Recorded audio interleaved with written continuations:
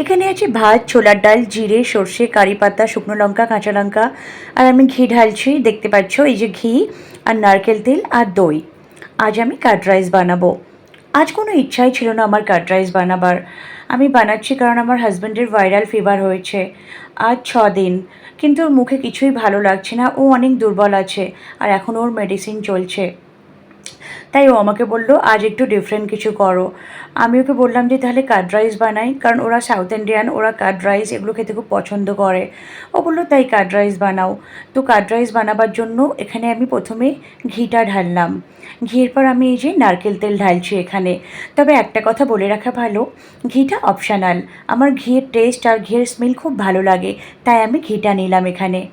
তেল আর ঘিটা ভালোভাবে গরম হয়ে গেছে আর মিক্সডও হয়ে গেছে, আর একটা সুন্দর স্মেল ছড়াচ্ছে। ঘিয়ের যে সুন্দর স্মেল আমার বরাবরই ভালো লাগে, আর আমার মনে হয় সমস্ত কিছুতে একটু ঘি দিই, তাতে টেস্টও বাড়বে আর স্মেলটাও সুন্দর লাগবে।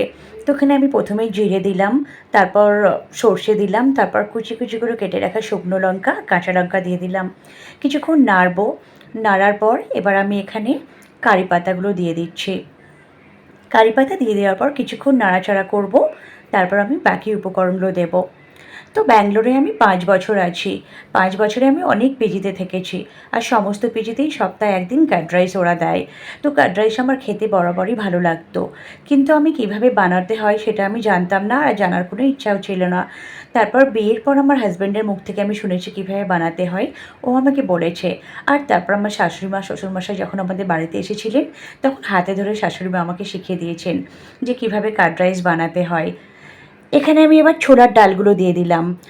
ছোলার ডালগুলো দিয়ে একটু ভালো করে নাড়তে চাড়তে থাকবো। আর আমি একটা জিনিস দেখেছি যে সাউথ ইন্ডিয়ানরা বিভিন্ন তরি তরকারিতে, কার্ড রাইসে আরও অনেক কিছু মানে বানাবার জন্য ওরা ছোলার ডাল ফোড়ন হিসাবে দেয়। বিশেষ করে সবজিতেও ছোলার ডাল দেয়। এটা আমি আমাদের বাঙালিদের মধ্যে কখনোই দেখিনি, যেটা আমি ব্যাঙ্গালোরে এসে দেখেছি। আমার কাছে এটা অনেক নতুন লেগেছে। তো যাই হোক, ছোলার ডাল দিলে খেতে খারাপ লাগে না, খেতেও ভালো লাগে। এবার আমি এখানে ভাতগুলো দিয়ে দিলাম। ভাতগুলো দিয়ে আমি কিছুক্ষণ নাড়তে চাড়তে থাকবো। তো নাড়তে চাড়তে থাকার পর আমি একটু নুন দেবো এখানে। তো যেটা বলছিলাম, আমার শাশুড়ি মা আমাকে অনেক কিছুই শিখিয়েছেন। যেহেতু আমি সাউথ ইন্ডিয়ান খাবার সম্পর্কে কিছুই জানতাম না, তাই হাতে ধরে আমাকে অনেক কিছু সাউথ ইন্ডিয়ান খাবার শিখিয়েছেন। এবার আমি এখানে পরিমাণ মতো নুন দেব। নুনটা যে যেমন খায় স্বাদ অনুযায়ী নুন দিতে হবে। নুন দেওয়ার পর আমি এটা কিছুক্ষণ ভালো করে নাড়তে চাড়তে থাকবো, যাতে করে সমস্ত উপকরণগুলো একে অপরের সাথে সুন্দরভাবে মিশে যায়। কারণ উপকরণগুলো যত একে অপরের সাথে মিশবে, টেস্ট ততই ভালো হবে, ততই ভালো লাগবে। তো আমার একটা জিনিস এখানে ভীষণ খারাপ লাগছে, যে আমি এই যে এটা বানাচ্ছি আর ভিডিও করছি, আমার হাজব্যান্ড বেচারা শরীর সত্যিই খারাপ, অনেক উইক। ভাইরাল ফিভার মানে বুঝতেই পারছো কীরকম উইকনেস থাকে, অনেক উইক। তারপরেও ও আমার ভিডিওগুলো করে দিচ্ছে। তো এবার আমি এখানে দইগুলো দিয়ে দিলাম। দই আমি 2 প্যাকেট নিয়েছিলাম, ছোটো 2 প্যাকেট দই নিয়েছিলাম। কারণ ছোটো 2 প্যাকেট নিয়েছিলাম, তাও আমি পুরোটা ইউজ করিনি, কারণ এটাতেই আমাদের এনাফ হয়ে গেছে। 1.5 প্যাকেট ইউজ করেছি। তো তাতে আমার মনে হলো যে এনাফ হয়ে যাবে যা ভাত আছে। দইটা ভাত যেমন আছে সেই পরিমাণ অনুযায়ী দইটা নিতে হবে। তো এবার আমি সমস্ত জিনিসগুলো দইয়ের সাথে ভালো করে মেশাচ্ছি। যত ভালোভাবে মিশবে টেস্ট তত ভালো হবে। আর গ্যাসটা কিন্তু একদম লো ফ্লেমে আছে আমার, একদম লো ফ্লেমেই গ্যাসটা তোমরা রাখবে।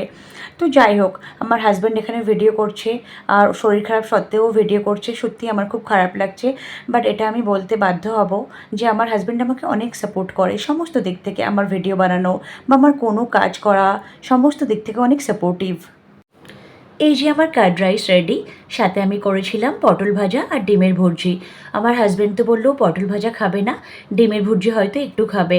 ওর মুখে সত্যি কিছু ভালো লাগছে না, ভাইরাল ফিভারে এরকমই হয়, মুখের টেস্ট একদম চলে যায়, সেটা আসতে অনেকটা টাইম লাগে। তো যাই হোক, ও তাড়াতাড়ি সুস্থ হয়ে যাক, সুস্থ হয়ে আবার অফিস তাড়াতাড়ি জয়েন করুক। এই ছিল আমার সাউথ ইন্ডিয়ান স্টাইলে কার্ড রাইস বানানো। তোমরাও বাড়িতে ট্রাই করতে পারো। এখন সারা দেশে আমাদের খুব বৃষ্টি হচ্ছে, তোমরা সবাই বৃষ্টি উপভোগ করো ও সবাই ভালো থেকো।